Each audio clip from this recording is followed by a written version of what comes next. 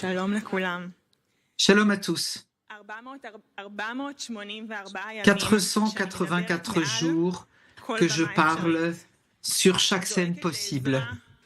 J'appelle à l'aide, je supplie qu'on ramène mon père à la maison et surtout, je rêve de cet instant où je pourrais être sur une petite estrade dans un hôpital en Israël pour dire au monde entier, mon père est à la maison.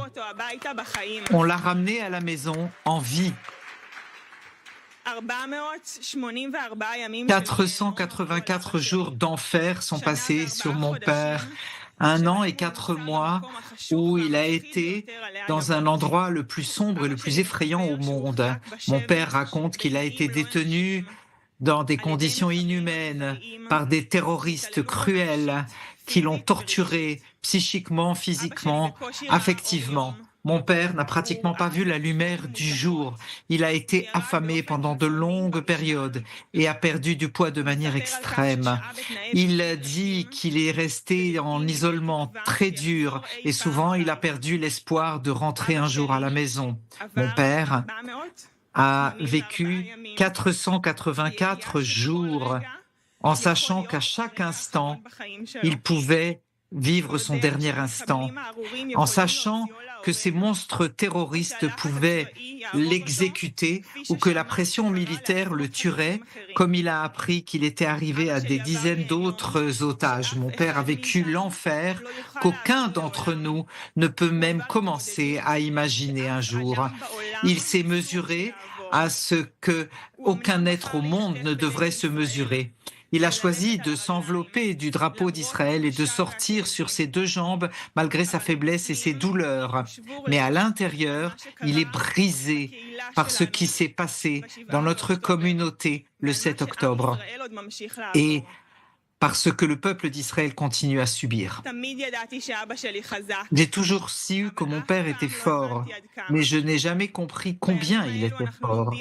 En ces jours, nous apprenons cette force mentale qui est la sienne, à son amour infini pour l'État d'Israël, au courage invraisemblable qu'il a eu de regarder le mal dans les yeux sans céder et aux forces qu'il a pour se mesurer dans les moments terribles et traumatiques. Mon père n'a pas fait que survivre à sa détention. Il a surmonté cela en agissant avec fermeté et plein de foi.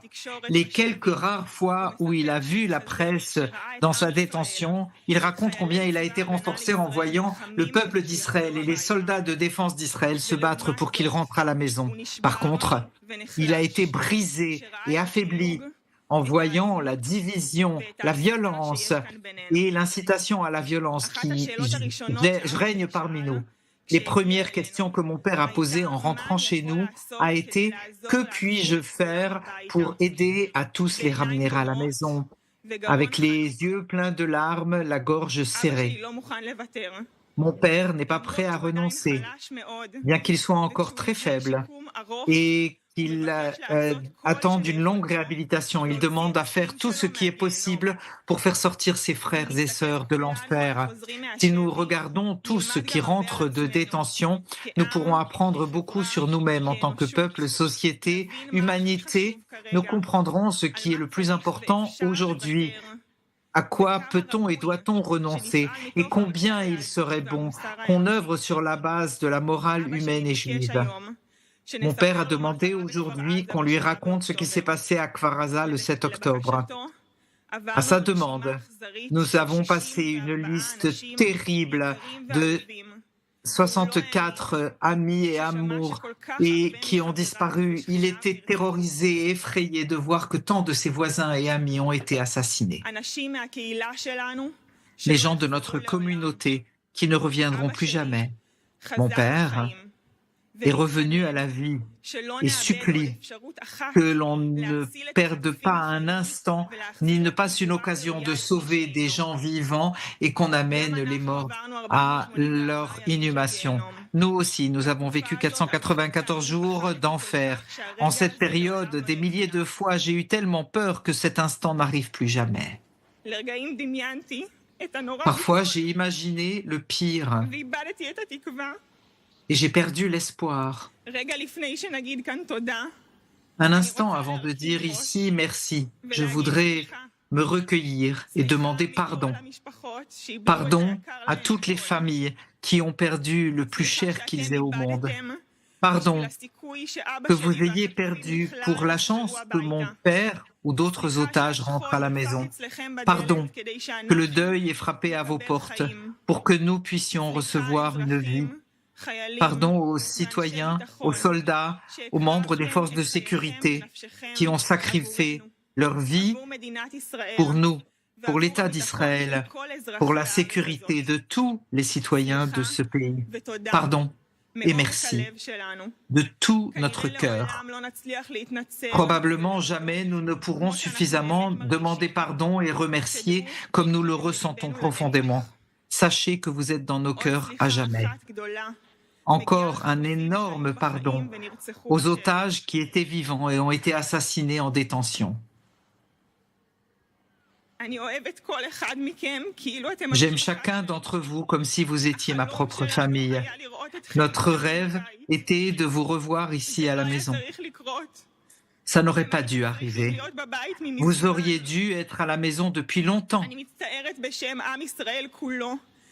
Je suis triste au nom du peuple d'Israël en son entier que nous n'ayons pas tout fait pour que vous rentriez en vie. Vous êtes la preuve qu'il n'y a pas de temps n'est pas un vain slogan. Tout le monde doit rentrer maintenant à la maison.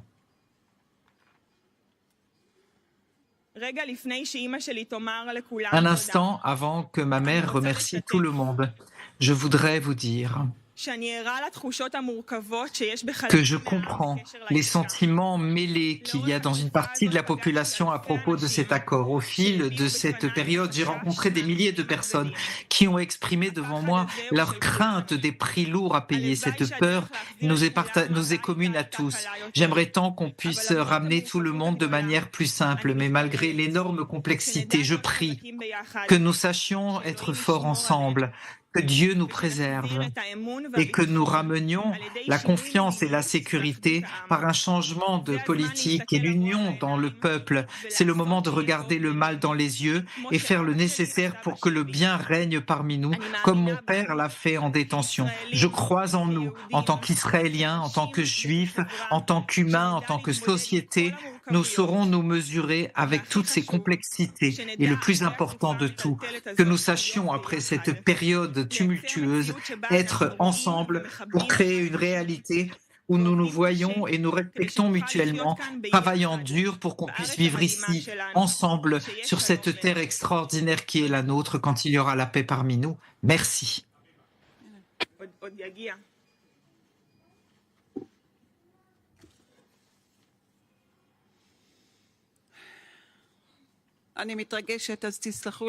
Je suis émue, alors excusez-moi si je bafouille un peu. Maintenant, je peux dire bonsoir, shalom à tous.